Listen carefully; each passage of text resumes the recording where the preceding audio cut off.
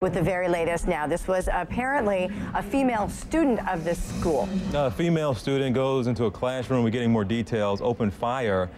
We have three, we're told, dead now, including the shooter. All three victims are female. Again, the female was the shooter in this particular case. We're getting more details. We just got some more from police there, just holding a quick press conference. Let's go to one of the police officers now and listen in to what happened today.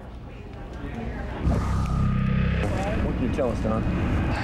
At approximately 8:36 a.m., our department began receiving multiple telephone calls from inside Louisiana Technical College on North Acadian East of shots fired inside the building.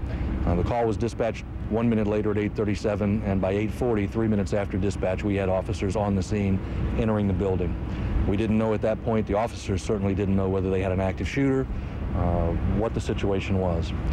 They were directed by other students and staff and faculty members to a classroom on the second floor where the shooting appears to have occurred.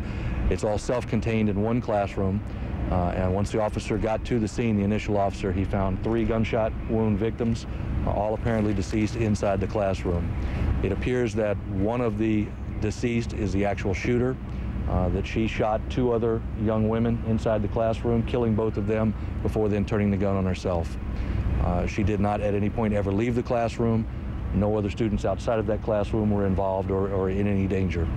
At this point, we are obviously beginning what will be a very thorough and lengthy investigation to determine identities of all of the young women involved, possible motivation behind the shooting, and of course we've got a very lengthy sifting process because there were quite a few, I don't know what exact number yet, quite a few students who were both in that classroom and in that hallway and around that classroom who potentially are witnesses that we've got to identify, take statements from, and then separate from the non-witnesses. And that's a process that's going on right now, is determining inside who has information that's relevant to the investigation, who doesn't, and the people who don't are being released or will be released at some point. At this point, we want to assure any parents that there's no need to come to the school. If they do come to the school, we'll provide a staging area for them where they can wait, but it may be a lengthy process before we get through and to a point to where we can release kids.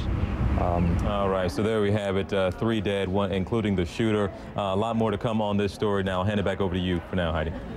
All right, TJ, thanks so much. In fact, we want to talk a little bit more with Sergeant Don Kelly, who we just saw there in that video of the Baton Rouge Police Department. He is actually on the line with us now as we look at the live shot of the scene at the Louisiana Technical College. Sergeant Kelly, can you give us an update on anything that you may have learned in the last several minutes or so? Well, there's really nothing new to tell you that we didn't already release a few minutes ago. We unfortunately and sadly have a situation here where we have 3 young women who are deceased. One of them apparently was the shooter. It appears that inside a classroom she shot 2 other young women and then turned the gun on herself. And we are beginning a fairly methodical and lengthy process now of identifying everyone in the building who was potentially a witness or may have information that would help us understand why this occurred. But the scene itself is contained in one classroom, and it was over really by the time our first officers even arrived on the scene. The suspect at that point had already shot herself. Okay, well, obviously, I'm sure you can understand when we hear word of something like this happening at a school or at a university-type situation, our ears perk up because we have had so many horrible things happen in the past. Want to make sure we keep this in perspective as to what is going on. Very happy to hear that you have the area contained. I imagine right now going through a lengthy interview process with the 2 women who were involved in this. Well, the interview process will involve all of the students who were in the classroom and in the area at the time the shootings occurred, as well as talking to any students who may have not been in the area but who may have information about the shooter, right, or the victims that may lead us to understand why this happened. All right, well, we certainly appreciate your information. I know there's a lot of work to be done. Sergeant Don Kelly of the Baton Rouge Police Department, thank you. Thank you, ma'am.